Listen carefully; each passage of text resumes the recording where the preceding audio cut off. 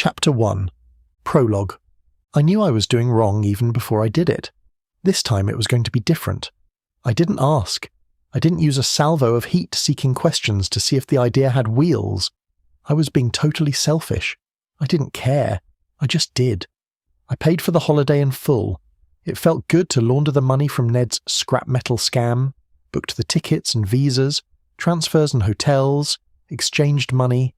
There wasn't anything Donna could do apart from not go, and she wouldn't have the front for that.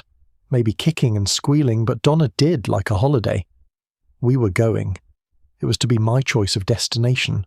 For the last few years we'd gone to Greece, following the crowd, Corfu or some island similar.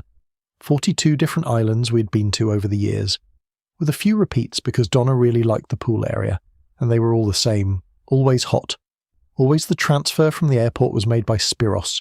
Always he was announced by the chubby lass from Leeds, named Linda or some such, getting over a disastrous relationship with Darren or some such. At the front of the coach with the dodgy microphone that cracked and popped and went silent at moments of great hiatus. Always we were asked if she could be heard at the back. Always she dressed in the corporate colours of the budget travel company, with the light cotton skirt that clung to the cheeks of her sweaty and generously proportioned backside. Always, say Jesus to Spiros, the best coach driver on the island. Always the coach parroted Jesus, most not knowing what they had said. Always she gave imperative resort information such as, the Greek night was on Thursdays and she would tell us the day before as time meant nothing on this island, and that we all must attend the welcome meeting tomorrow morning, where we would be given a free glass of Retsina wine, a specialty of the area. Always crappy apartments that never looked like the one in the Adobe Photoshop adjusted picture in the brochure. Always Donna had toiled and fretted over whether it should be Ionian villas or Ocean View apartments this time. Always with the roof unfinished. Always Donna masked her disappointment with statements like, "It didn't really matter, because we were only going to sleep in there anyway." Always the mosquito bites.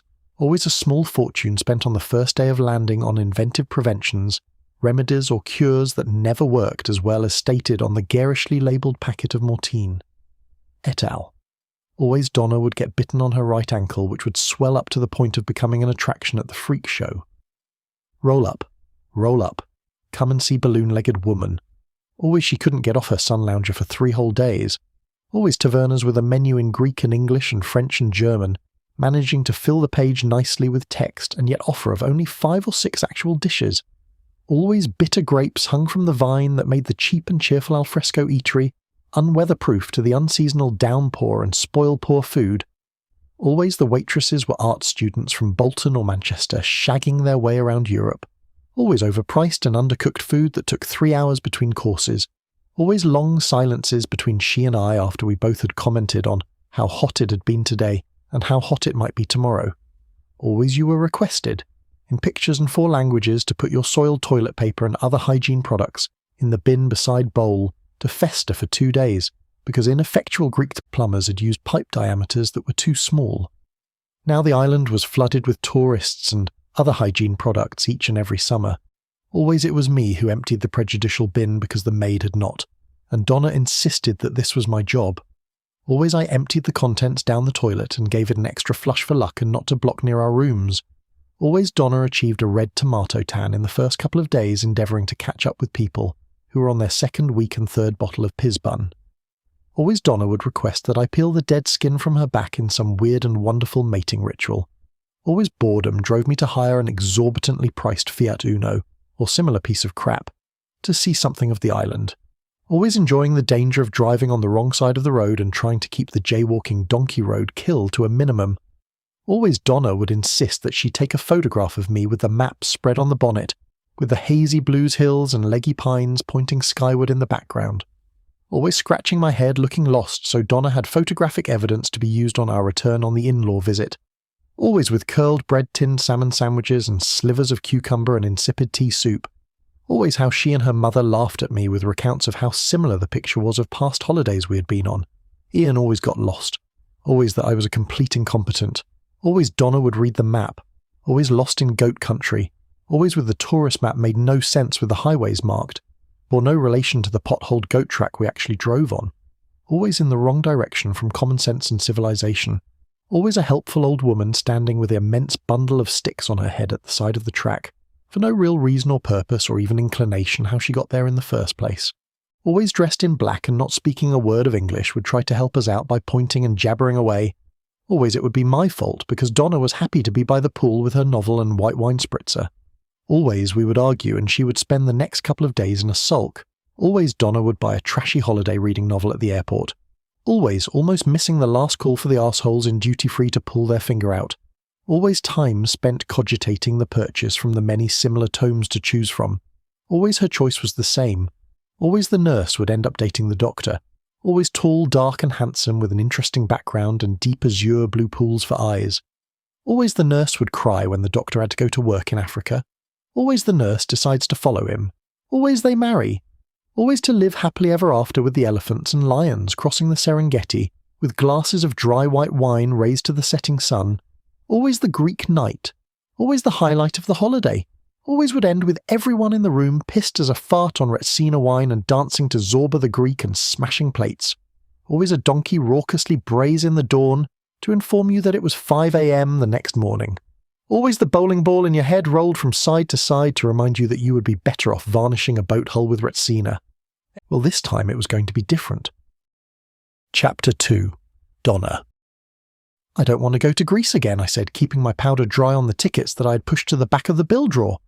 Donna didn't look up. I was trying to make this as gentle as possible, I repeated. I said, I don't want to go on holiday to Greece again this year. I knew she had heard this time, not wanting to accept what I had just said. Greece is nice. I like Greece, Donna replies without looking up, not realizing what evil deed I had just done. It's boring now for me. We have done the island so many times. Let's try something new. New? Different? I could tell this idea was a complete misnomer to Donna. Such as? Donna's voice starts to crack as her autism locks her into an uncomfortable zone that she never had crossed. It took a massive, metaphorical and literal boot up her arse to get her onto her first airplane to Greece and give up on her usual farmhouse bed and breakfast holiday stay in North Wales. Not staying at the farm stay of Brodwin and Billy had been a big wrench for her. I did mention that it was rather unlikely that the chickens she used to feed as a little girl would not be the same ones as now, quite possibly not even related. The coop had even been moved from her memory place. After her taste of foreign sunlight, Donna was away, mentally booking the next Greek holiday before the undercarriage had stopped spinning on the last one. Donna's favourite bit of the year was not packing a coat into the overloaded cases and rhetorically asking, I will not need a coat, will I? She looks up from the dishes in the sink and offered, What you mean, like Spain? Julie has just come back from the Costa del Sol. They all had a great time. I saw their photos the other day. The pool looked lovely. I shook my head. What was happening to me? Not even there. Let's do something really different. Spain is the same as Greece, with the obvious differences taken for granted. The Brits invade these places with a colonial veil. In time, eliminate whatever was there in the first place. Old fishing villages disappear under the weight of 400-bedroom hotel with tennis courts, half-sized Olympic swimming pools, creches, souvenir malls, eateries, something for all the family. Where there was one hotel, soon there will be strips of them, each time bigger and better, then worse as the timeshare hawkers move in to pick the bones, more expensive, more alluring for the sterling promise. Then the richly plastic-covered brochure calls the faithful to place of sun worship with the claim of luxury. Spain's leading resort on the Sunshine Coast, introduce its souvenirs and Watney's Red Barrel, the concept of 2 for the price of 1. Happy hours that last all night long until the last bearer has promised his last beer. The misery of real life returns with an early morning flight to the mists of Luton. The nose-to-tail trawl on a motorway back to 3 bedrooms on the edge of an exponential extending Barrett estate. Enslaved drudgery until the next time. Boredom with each other. More importantly with self. The photographs stored to collect dust. Suntan fading as fast as it takes the MasterCard computer time to work out that everything has a price. And if you cannot afford it, you shouldn't ask the price. The total debt is heavy. Don't you see? It's all Blackpool with guaranteed sunshine. I tried to make an association Donna might lean on. Blackpool, I assume you are joking, right? Donna's face chiselled with my insurgent statement of all things crass. Blackpool was more than a place, it was a metaphor on life. It was a statement on your life. You set the agendum. You swam in a cultureless sea. Your horizons were limited to kiss-me-quick hats, joke plastic breasts with an unnatural orange pertness and chapel hat peg nipples. Donkeys, ironically named Sandy, trod a well-worn track of generations of donkey ancestors so children could travel the 300 yards between the two donkey flags in a jollity jig, Earl Grey gypsies tea dance beneath the tower, enjoy a half-time pacemaker, catch-up of dry biscuits, leaf soup, small talk, memories of yesteryear, absent friends, before the heel-kicking began again. A professional comedian, the fag of his career, tried to reheat old routines to appease the rain-drenched holidaymaker with the humidifier of jokes well past their laugh-by date. The tail end of a hurricane lashed at lovers and walkers and airtakers and hobos alike, with hurtful squalls of North Atlantic salt that stung the eyes and made you realise that you were in fact alive, to dive into the beer, and more beer, pub to kebab house. Sandcastles are washed away by a rising tide of days that cannot be returned to. For the lucky youthful, a standing knee trembler behind a bingo hall, pie and chips and gravy and mushy peas float on a belly greed of beer. Fancy a kebab? Could scoff two if you could scoff one. Fat bastard. Tabloid newspapers spread their lies and conspiracies, keeping the uninformed with soft pornography and mild titillations. Betting slips held false hope, and king while the horse was still running. The key to paying off the soon-to-happen electric bill or the next pair of school shoes that must be mainly black. Blackpool belongs to the underclass of the lumpen proletariat. All must visit just once in their lifetime. What's wrong with Blackpool? I mused the question. Nothing pejoratively, all things considered. A nuclear strike wouldn't go amiss, I think rapidly to myself, knowing that Donna would be easier to drag onto the plane in a conscious state. Nothing? Pejoratively, really? You are changing. Donna mocks, rocking her head, and plays the game of hating me now. I had introduced books to our home, and had actually extended my vocabulary by even reading some of them.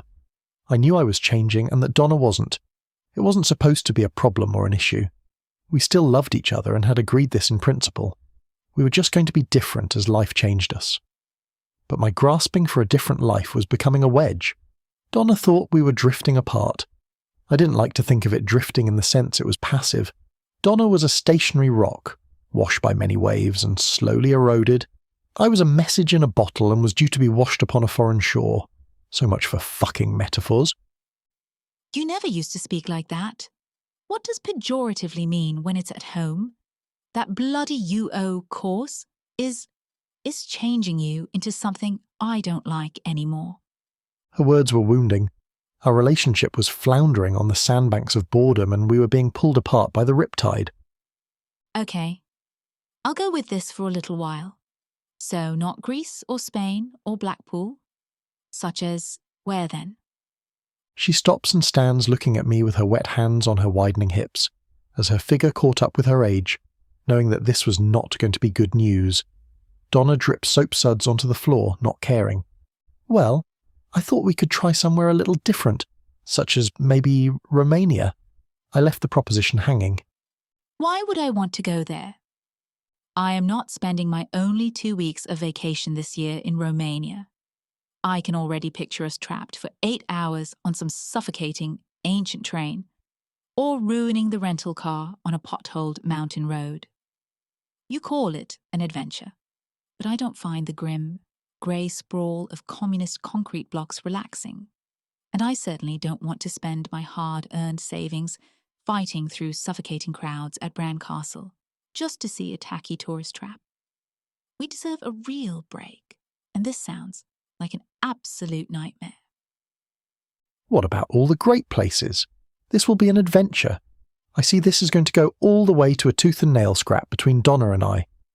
This is not a holiday destination anyone wants to go on. It's too hot, with no air conditioning, and possibly has dirty pools. I'm not sure this is for us. It is a great country. Why you don't ask if it serves Greek food? Do you think it might? She asks in a naive girly way. There might be a Greek restaurant in Bucharest. That's the capital of Romania, not an item on a menu. I added, not wanting to think Donna was in front of me on this. As always, I wanted to be Donna's fountain of knowledge. All the more reason to go, then. I tried to raise the bar on Donna's limited consciousness. This was a stupid argument, one that I didn't think I stood an earthly chance of winning. I ought to have let Donna have ownership of the idea, even try the trick of letting her think it was her idea in the first place. Have you ever considered going somewhere completely different? No. I stand by my principles. Oh, come on, Donna. Try to be open to the idea. What idea? Going somewhere on holiday, where no one I know has ever been before. It's a good reason not to go there. I am a housewife from Eastwood, not Scott of the Antarctic. She states resolutely, knowing that there is more to this idea than a basic premise. I like Greece, she pronounces emphatically. She sloshes the pots in the sink using a chore to take away the inevitable fact that due to come in less time than she could contend with. That's not a very open principle. Donna thinks Principles is a fucking dress shop. Flickers across my mind. I smile at the wolfish humour and consider using the phrase if in a tight corner. But the insult would cause more harm than good. Donna would not have appreciated the wolfish humour. You trying to tell me something, Ian? She knows me too well. I was thinking that we ought to see something of the world, a different culture, a different way of doing things. That was all. I leave it hanging, knowing that my timing was awful, and she would never accept this idea. I pull out the photograph albums from the mock Welsh dresser, place them on the kitchen table next to her. Okay, try this. Just tell me on which island the photo was taken, just to prove a small but important point. This is a stupid game. Well, prove me wrong then. You can't tell the difference between any of them, can you? All right, show me one. I pull out a red ersatz leather-bound photograph album and flick through the pages of dated memories that now serve no particular purpose. Donna in a zebra-patterned bikini, top undone so as not to get a white mark across her back. I momentarily lust over the shape of her flattened breast, lying on a sun lounger by an innocuous but very blue swimming pool, with white-edged tiles and a fine line of blue mosaic to show if a fat German bastard was in the pool as a swimming hazard to others. Donna is reading a book with a picture of a nurse, in complete angst, running from the ER doors of a hospital on the front cover. Zakynthos, she states with a drooping, false smug smile. How do you know that? I ask, in belief that she was just making it up or badly second-guessing. Because I put that album together. But you put them all together? I was getting a little annoyed now. How do you know it's not? Was her curt reply. Statistics. I smile broadly, knowing that this would infuriate her further. But she made herself an easy target some days. Oh, don't go all math on me, Ian. Well, consider it. There are about 1,400 islands. We have been to 40-odd. Your chances are pretty slim of being correct, if you can't recognise the island from a terse set of clues. I still say it's Zakynthos. How do you know? Because I can remember the colour of the bar top in the background. You're taking the piss now. I was struggling to draw breath. I knew Donna didn't know where the photograph was taken, and I couldn't prove that she didn't. Try another one. As I flick through another album, this one from years back. Bigger hair days, another poolside shot. This time of me playing a guitar I had found. An old Martin Dreadnought owned by the manager's son. I knew it was Icaria in the Eastern Aegean. I never forget a guitar. Patmos, she says, just looking up long enough to be seen to show an interest in this stupid game. Patmos? Of the Dodecanese group? I jump on her answer. Why is there two? She asks in all naivety. We only went to Patmos 3 summers ago. Look at my hair. Oh, sorry. My mistake. It's Tino's. Donna proclaims, waving her hand over the page as if it was a simple mistake to make. I am afraid not, Donna. It's Icaria. You don't have a clue where any of these places are, do you? I could feel her assignation. So, what's your point? I'm not going to be flying the plane. I smile at the thought of Donna driving anything bigger than her Ford Fiesta. The point being, I want to go somewhere where I will have a memory of being there, to see something different. That's my point. I breathe deeply. I want an adventure. Well, Go have one then. As she sips at her coffee, not knowing what was to come. Not just me, I want us to have a real adventure, to be able to say we have seen the pyramids or crossed the Mekong Delta on a barge pulled by a yak, or danced to Peruvian panpipes until dawn with the sun coming up over the Andes. Donna has now lost interest. Just typical. Ian, you're a fucking asshole. She was confident that it would be Crete again. I pull the tickets from the drawer and place them at the side of her erstwhile collection of unrememberable photographs. Donna looks at them, and then at me, and then back to the tickets, the double take of her field of vision, thinking it must be a joke of some kind. And what are these? She asks, poking the bits of paper with her jabby finger, as if they should be laying in a bin beside a Greek toilet. Holiday tickets, adventure coupons, happiness vouchers, whatever you want to call them, all paid for, hotels, transfers, visas, time booked off at the foundry. All you have to do is pack. Donna sits there unmoved. Checkmate. Don't worry. Whatever it will be an experience. I smile, offering to make a conciliatory cup of coffee for her and charge my first glass of wine for the night, pleased with myself that I hadn't noticed it was gone 6 o'clock and hadn't even bothered with a drink, so I couldn't be an alcoholic. Chapter 3. The Cadaver. I wake as the sun climbs over the windowsill and turns my retinas a burning red colour. A strange light fills the room. I struggle for where I am.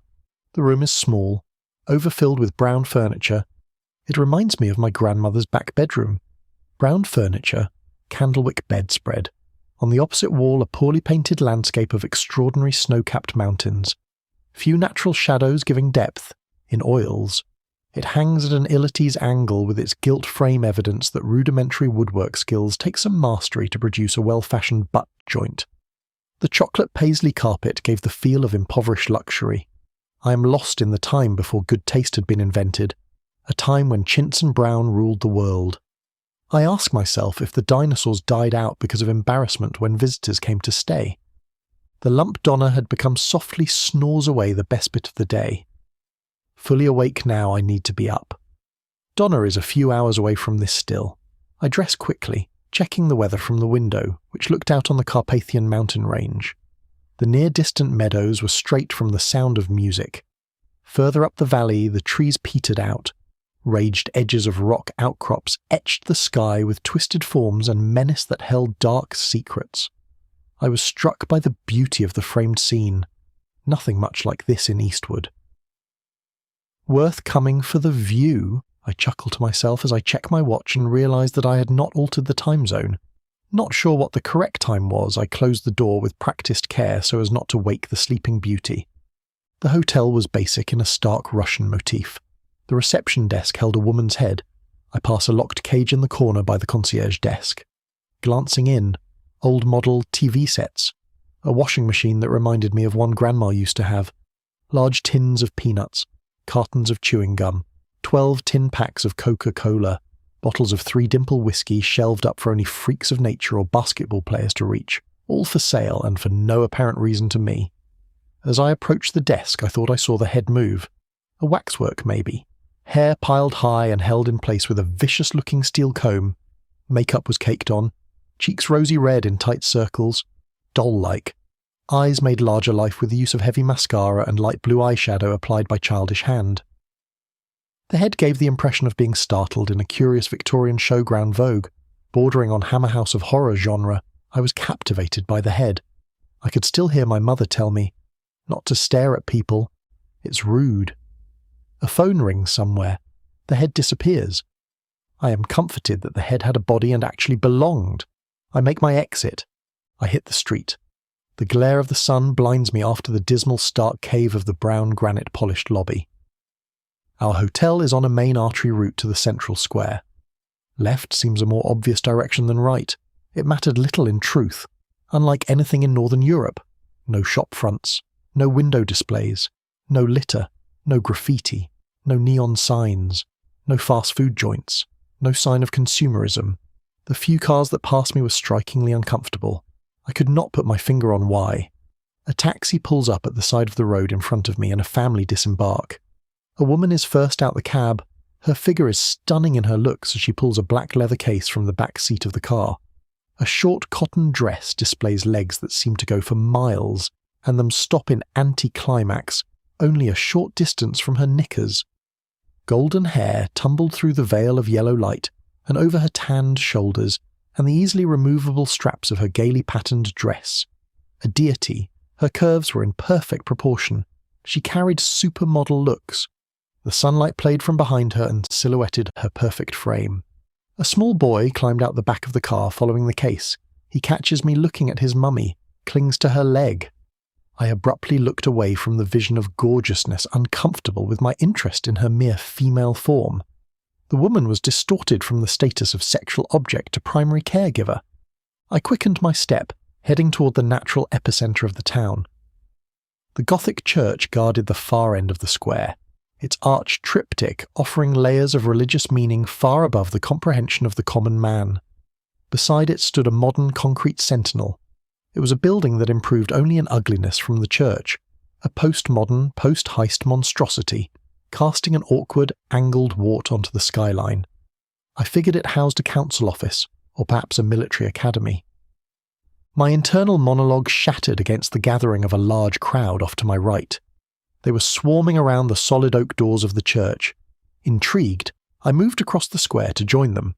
The air was thick with the sounds of crying and low muttered panic. People looked on, then walked away with their heads in their hands, wailing.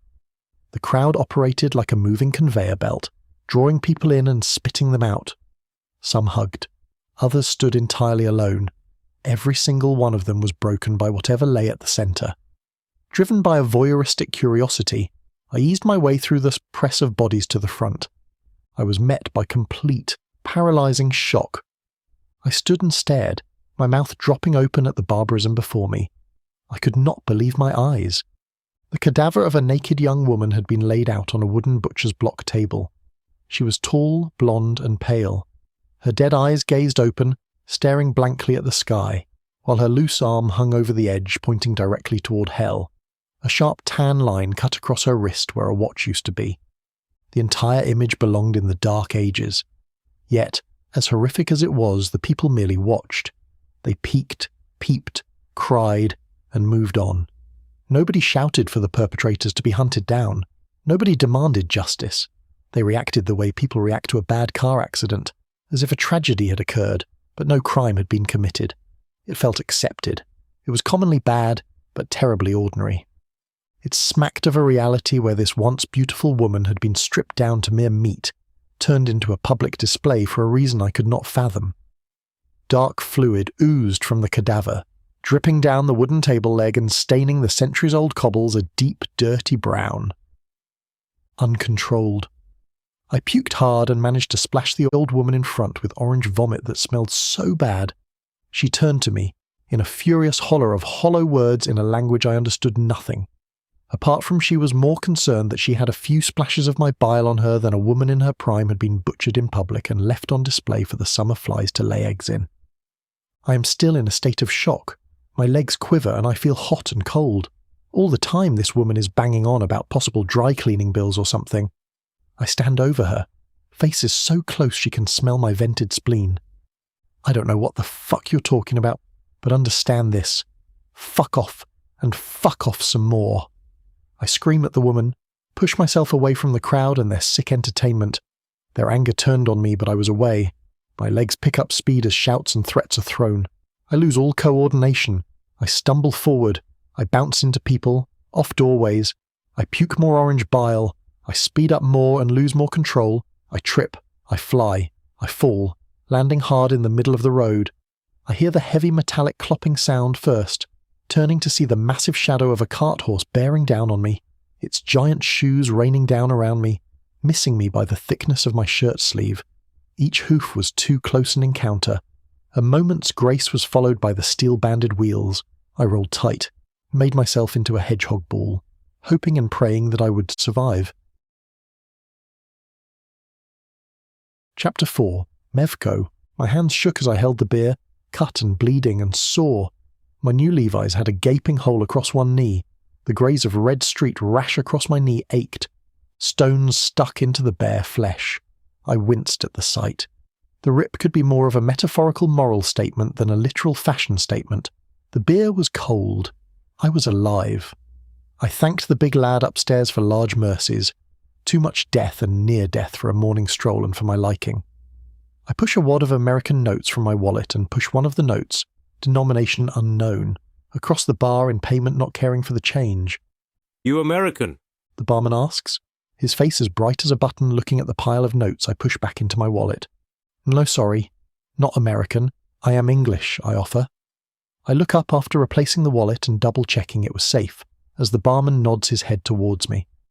Round the back, we make deal. I muse I'm not interested with a wave of my hand. The barman is insistent. We make deal. No problem. I give you very good deal. Your English is very good. Where did you learn it? I am an English teacher here in Romania. I do bar job to feed my family in holidays time. You come round the back, away from all the eyes. We do good deal. We be good friends. How could I say no? You sell your dollars. The schuster had me pinned against the wall for what? I'm on holiday here and haven't had chance to change any money over yet. What have you got to sell? I give you good rate of exchange. You sell me dollars for this shit.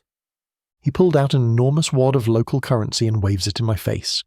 You get caught buying in Yankee dollars and you go straight to jail.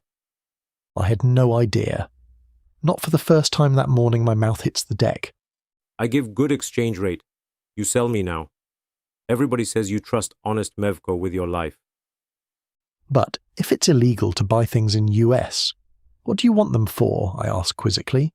Black market. Things in Romania can only be bought in Yankee dollars. Black market is only way in my country. Such as, what can't you buy? I ask intrigued, thinking this is like a real-life spy novel. Things I want I cannot buy. Medicines for my daughter. A color TV set. Do you have color TV sets in your country? Mevko asks in a childlike way. I couldn't really remember a time when we didn't have a TV set. I can remember my dad not letting us watch anything in black and white once he had rented our first colour set. All the men on the street came to our house to watch the FA Cup final that year, and Dad gave me a sip of his beer. I was a man. I offer him the couple of $100 I had on me. I raise my hand for the return money. Is a big problem. One moment. He's gone, quick as a flash. Will-o'-the-wisp evaporates. My morning dips lower, a cadaver cut in bits in public, almost stamped to death, now mugged for the little money I carried. I return to the bar, at least with one beer to be claimed. I sip. I think. I am. Mevko's head pops up from behind the bar, a short time later, like the policeman in the Punch and Judy show chasing the alligator with the sausages. This not good place. Come round the back. I shake my head. No, you took my money. I don't want any shit. The cadaver, the horse, too many pictures. If that's how you carry on in this God-forsaken country. You come round back now. He grips my arm tightly. His face changes to panic. The idea of me and this man becoming friends is left field. I just wanted to stay in the public gaze, safe from having my head turned inside out by this gangster and his ponchos. He pulls harder.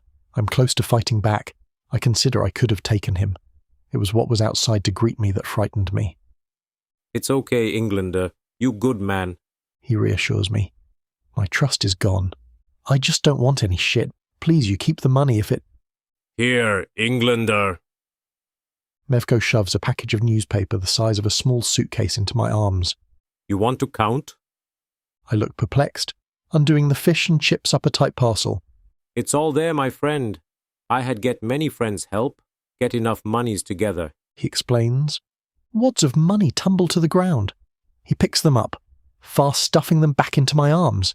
I have just won the rollover in the Romanian fucking lottery. Honest Mevko. Am I? All good money?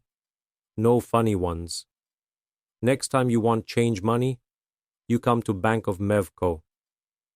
He smiles, pleased with the deal, and I'm just so astounded that I have like 10 million lei. Pleased with the outcome, I decide it's time for a second drink. Let me buy you a beer.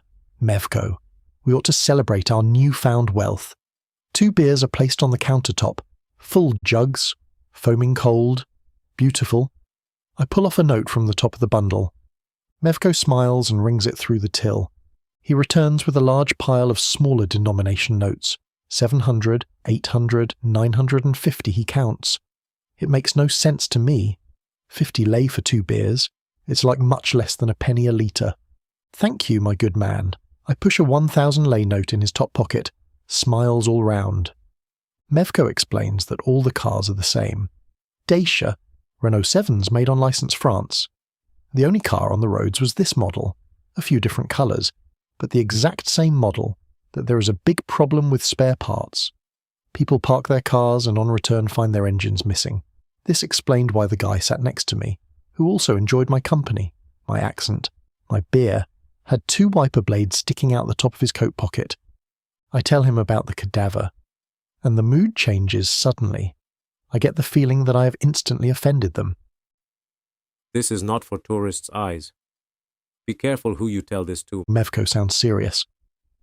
But why? I don't understand. Why cut up someone in public? You saw the butcher's block, Mevko said, his eyes drilling into mine.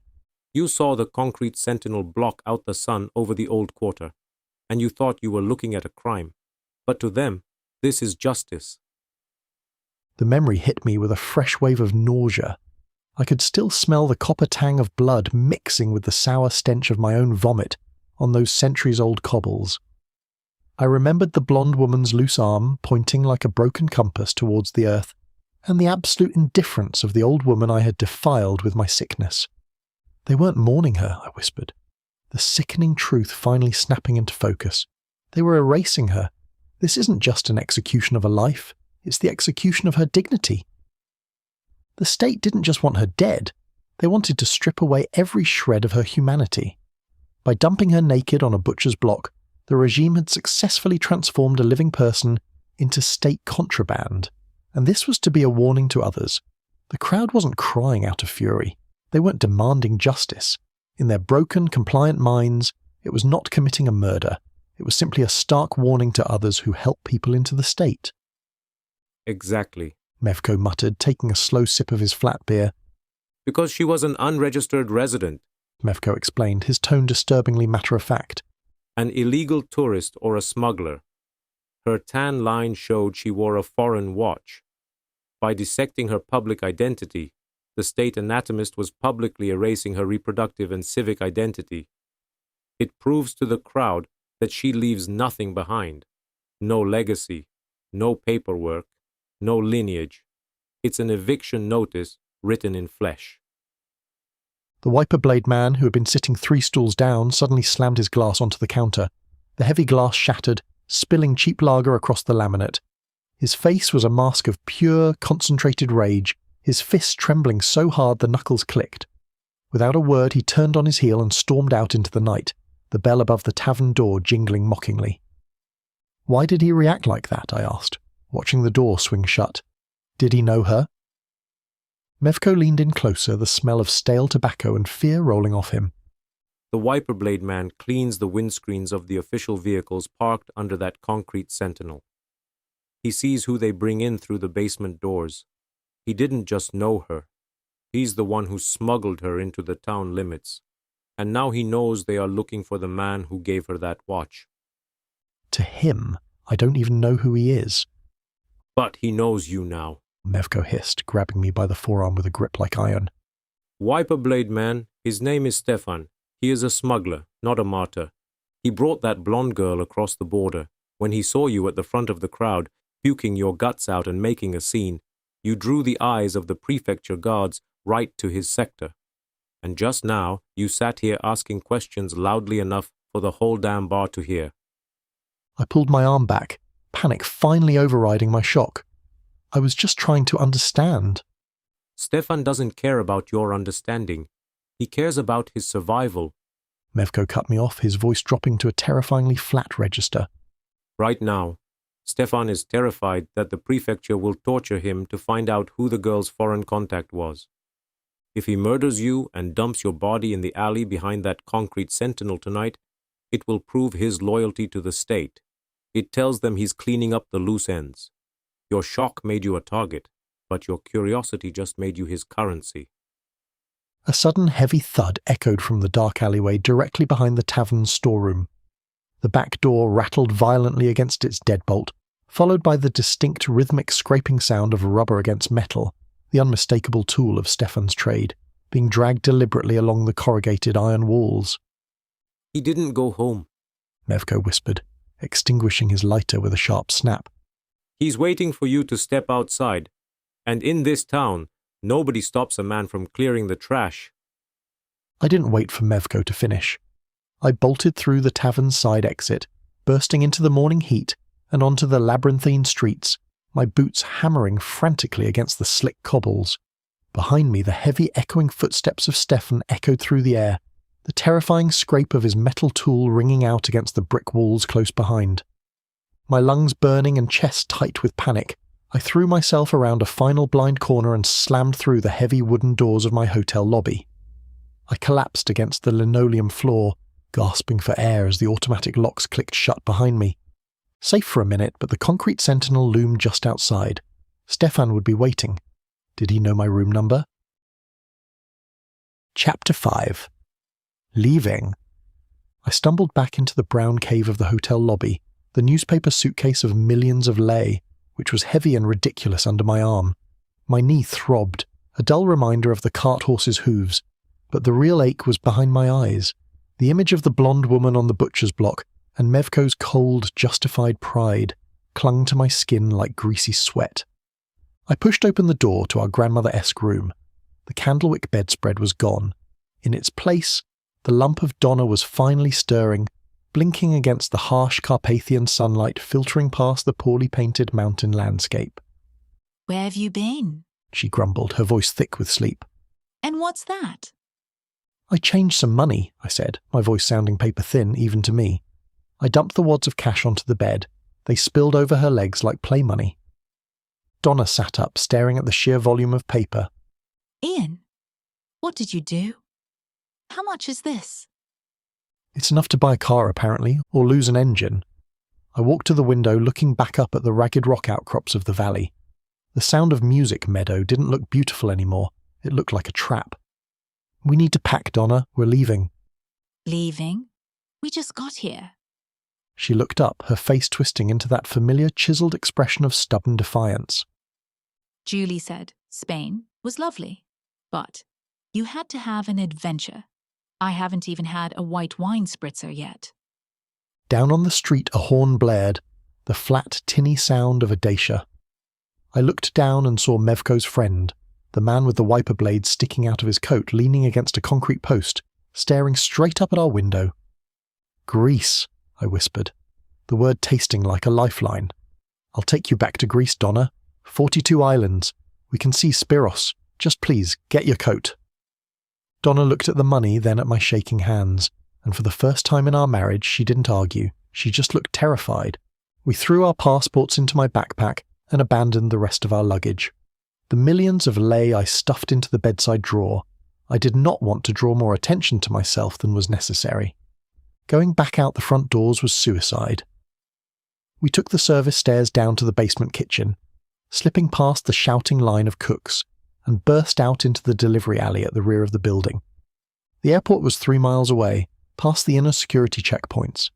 I couldn't risk public transport. Bus or taxi drivers may have been warned to be on the lookout. Instead, we kept our heads down, blended into a group of factory workers heading toward the industrial district, and kept a sharp eye on the shadows. Every engine revving behind me sounded like Stefan's truck. Every uniform looked like a border agent. When I finally reached the airport perimeter, the concrete sentinel's grip felt tighter. Armed guards patted down travellers at the entrance. I pulled my collar up, forced my shaking hands into my pockets, and stepped into the queue. I just hoped that our identities had not yet been flagged by airport security. We waited in line, Donna totally shell-shocked by the events of the last hour. I had the burning certainty that if we didn't get through this gate, we would both end up on the butcher's block next. Chapter 6. Greece. The microphone cracked, popped, and died a spectacular death right at the crucial moment Linda, or some such, was announcing the timing for the Thursday night Greek BBQ. Nobody cared. The air inside the coach was a thick, comforting soup of cheap sun cream, stale piz buin, and the unmistakable aroma of 40 sweating British tourists fleeing the mists of Luton. "Say Jesus to Spiros, the best coach driver on the island," Linda bellowed, her voice fighting the static of the dodgy PA system. "Jesus," the coach parroted in unison. I shouted it louder than anyone else. I was practically beaming. Beside me, Donna was already rummaging through her hand luggage, her right ankle safely slathered in Mortine prevention cream. She looked out the window at the endless expanse of identical white-edged swimming pools and half-finished concrete villa roofs, letting out a deep, contented sigh. "See?" she said, turning to me with a look of supreme vindication. "I told you Ocean View Apartments would be nice this year." "They finished the reception desk. It's got proper marble." "It's beautiful, Donna," I said, and for the first time in our marriage I meant it with every fibre of my being. I looked down at my knee. Beneath my new jeans, the street rash from the Romanian cobblestones had faded into a dull, jagged scar, a permanent souvenir of a world where cars had no engines, and beautiful women were carved up like meat on butcher's blocks. My wallet was lighter now. The millions of black market lay left far behind in a frantic hotel room drawer, but my head felt entirely clear. The heavy bowling ball of restlessness was gone. "You're not going to go all adventure on me again next year, are you, Ian?" Donna asked, her face chiselled with a lingering protective suspicion. "No more yaks? No panpipes?" I reached over and gently squeezed her hand, watching the leggy pines point skyward against a predictable azure sky. "Never again," I promised, leaning my head back against the sticky vinyl seat. "Next year we'll try Island 43. Chapter 5. Epilogue. The coach lurched to a halt outside the Ocean View Apartments with a hiss of air brakes. Linda grabbed her clipboard, her corporate-coloured cotton skirt clinging heavily to her backside as she faced the passengers. "All right, look alive, everyone. Welcome meeting is at 10 tomorrow by the pool bar. Miss it and you miss your free glass of Retsina, and frankly, you'll look like a right proper idiot. Ian and Donna, you're first off." I grabbed our overloaded cases from Spiros, who gave me a heavy tobacco-stained wink that felt like a baptism back into civilization. As we walked up the sun-baked path, Linda called out over the coach door. "Don't forget to put your toilet paper in the little bin, Ian. Plumbers haven't changed since last year." "I won't, Linda," I yelled back, a manic, grateful smile plastered across my face. "I'll empty it myself." Donna marched ahead toward the pool loungers, already unbuttoning her cardigan. "See?" she muttered, entirely satisfied. "You should have listened to me in the first place. We should have come straight to Greece. Come on, let's find our room and celebrate." The heavy weight of the past weeks finally lifted, and we practically ran to our room, laughing breathlessly as the sudden fierce heat between us took over. The room was bathed in cool moonlight, a stark, peaceful contrast to the storm they had just survived. For a second, they just stood in the dark, listening to the rhythm of each other's breathing. Then Donna moved. With a fluid, elegant motion, she let her dress slide down, a pale silhouette against the shadows. The last remnants of fear vanished from Ian's chest as she reached for his wrist, her touch electric, leading him forward into the quiet sanctuary of the bed. They tumbled onto the sheets together, in a tangle of limbs and soft sighs. Donna cradled Ian's face in her hands, her thumbs gently brushing over his jawline, grounding him in the present. The cold adrenaline of the past weeks finally evaporated under the steady heat of her touch. Ian pulled the heavy quilt over them, sealing them into a private cocoon where the only things that mattered were the steady rise and fall of her chest against his and the undeniable comfort of her arms. "Ian, let's just stay here and never leave." You have been listening to the audiobook edition of Donna, written by Ian Elliott and performed by Christopher Norton. This has been a production of BHDX. All rights reserved.